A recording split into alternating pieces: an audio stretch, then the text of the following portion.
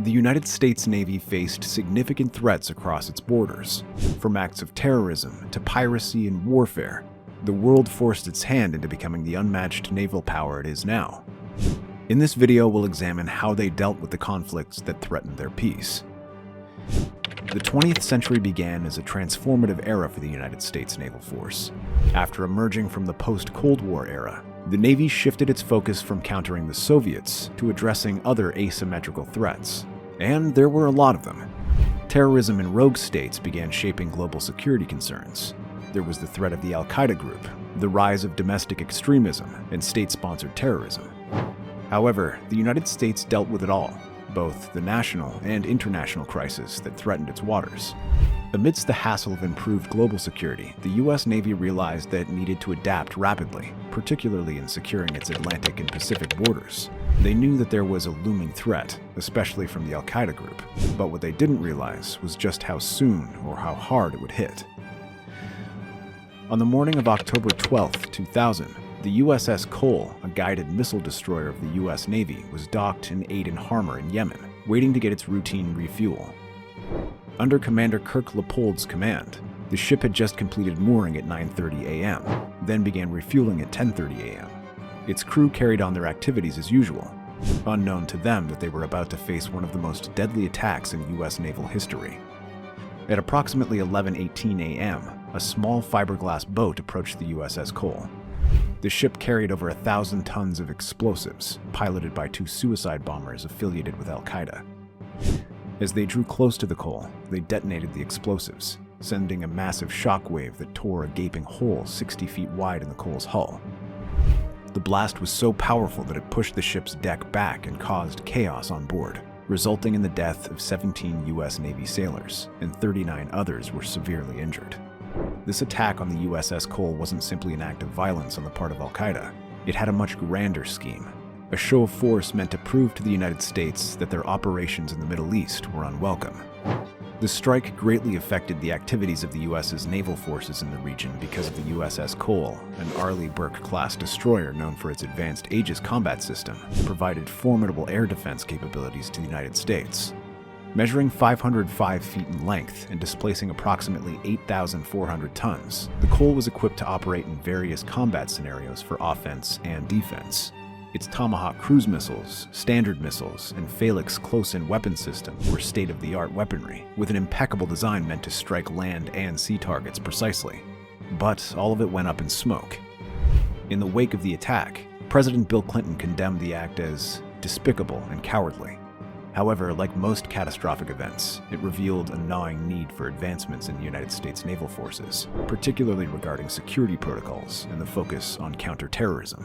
However, this was only just the beginning. September 11th, 2001, more popularly known as 9/11, happened. This devastating terrorist air attack on U.S. soil reshaped the priorities of the armed military forces, including the Navy, which went on to take a significant role in the global war on terrorism, GWOT.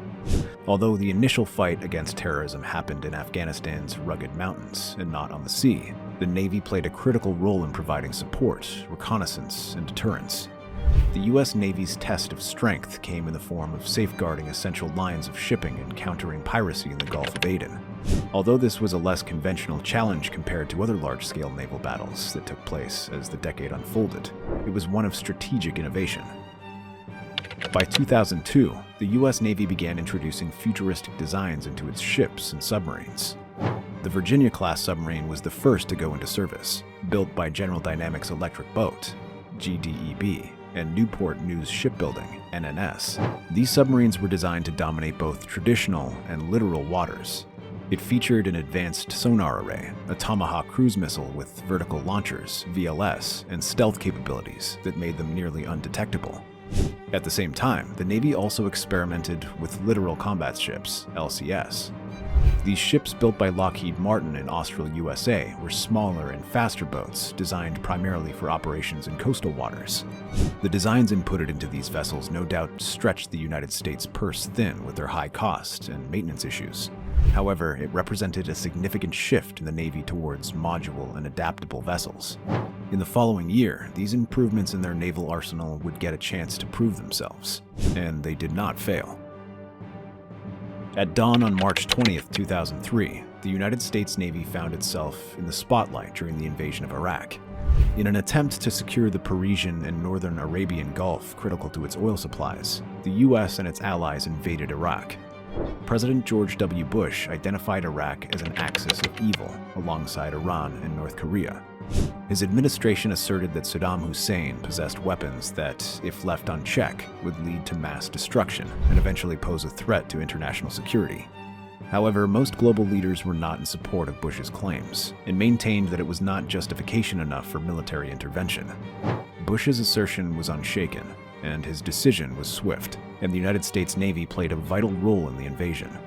The USS Cole was a centerpiece in naval attacks. Its Tomahawk missiles launched from destroyers and submarines struck their key targets precisely, significantly degrading Iraq's military capacity. Aircraft carrier ships also shone during this mission, notably the USS Abraham Lincoln and USS Harry S. Truman, which provided air support through their onboard aircraft. A fundamental operation component was guided missile cruisers like the USS Anzio, CG-68. These ships, equipped with vertical launching systems, LVS, fired an array of Tomahawk missiles, stoking Iraq's command centers and infrastructure. The U.S. Navy also deployed amphibious assault ships like the USS Boxer, carrying Marine expeditionary units and other supplies while seamlessly supporting ground forces and maintaining control of strategic waterways. The versatility of the Navy fleet was evident, as it had armaments ready for defense and offense. However, this battle wasn't without its challenges. Iraq forces had planted mines in the Gulf to disrupt naval operations, but this measure was countered because U.S. naval forces were prepared for just that. Ships like the Avenger-class mine countermeasure ship were deployed ahead to clear mines and other hidden weapons. By April 9th, just 3 weeks after the invasion began, coalition forces had entered Baghdad and integrated the Iraq military. Soldiers surrendered or fled against the United States troops, and Saddam Hussein's regime ended. President Bush famously declared "Mission accomplished" on May 1, 2003, from the deck of the USS Abraham Lincoln ship. While the United States won a great victory against Iraq, it still had a long way to go in developing its arsenal, as threats from North Korea still loomed large. By 2005, the United States Navy shifted its gaze towards an increasingly volatile situation in the Korean Peninsula. North Korea's erratic behavior, marked by their missile tests and other provocative threats, had begun escalating to dangerous levels. The whole world saw it as a threat rooted in nuclear weapons. But a lesser-known yet equally critical evil unfolded in the waters surrounding North Korea as they began to exert dominance over the coastal waters. From violating international borders to performing clandestine operations, their motives posed a direct challenge not just to the neighboring South Korea, but to the United States and the world. As North Korea mounted its base in Pyongyang and ramped with maritime activities, the United States Navy made its way to the front line to monitor, deter, and, if necessary, confront North Korea's threatening menace. To understand the U.S. Navy's response, it is essential that we first examine the tools that it had at its disposal. By 2005, the United States Navy had already begun deploying its Virginia-class submarines, cutting-edge vessels designed to thrive in deep and shallow waters. Built by the joint efforts of General Dynamic Electric Boats and Newport News Shipbuilding, these subs were an engineering marvel of their time, including the infamous Tomahawk cruise missiles built for precision and strikes. They also had advanced Mark 48 torpedoes as their weapons of offense. The Virginia-class submarines were indeed unique and were perfectly tailored for stealth operations. They had very low acoustic signatures and were nearly impossible to detect, not even by the most sophisticated sonar systems. The stealth ability of the Virginia-class subs was impeccable to the United States Navy, as it helped them operate unseen while still gathering intelligence and staying ahead in strategic intelligence. However, despite being so sophisticated, these subs had particular drawbacks, one of which was their high operational costs. Thus, only a limited number of subs could be deployed at a time. Their sophistication caused even more problems because it meant that technical failures could significantly impact the success of a mission. But those were only a few things compared to what the US had to worry about in the coming year. Tensions reached an all-time high in 2006 when North Korea conducted its first nuclear test. The world responded with condemnation and sanctions, but that didn't stop them. Instead, their base in Pyongyang doubled down on its defenses, sending out a message of defiance to the world. North Korean boats began venturing into disputed waters in the Yellow Sea, often shadowed by US and South Korean spy vessels. Although these encounters never led to an all-out battle, it was fraught with danger. A single miscalculation could lead to a full-scale battle. Beneath the surface, North Korea also had its own submarine fleet, composed mainly of Romeo-class submarines, relics of the Soviet era. They were noisy. However, their number made up for their lack of stealth. The Romeo-class subs were often caught venturing into Allied waters. The U.S. submarines USS Hawaii were tasked with trailing North Korea's Romeo-class submarines silently, gathering information, and ensuring they didn't pose any imminent threat. Peace remained at large for most of 2007 and 2008. US and North Korean subs continued their game of cat and mouse over the Pacific and Atlantic until the incident of the Yellow Sea in 2009. A North Korean patrol boat accompanied by submarines attempted to assert dominance over contested waters. They began by harassing South Korean fishing vessels and ignoring warnings from their navy. The US caught wind of this, and committed to maintaining the region's stability, they dispatched the USS John S. McCain, an Arleigh Burke-class destroyer. The John S. McCain, named after the grandfather of Senator John McCain, was a formidable presence. Its Aegis radar scanned the horizon and the depths below, providing a comprehensive picture of the area.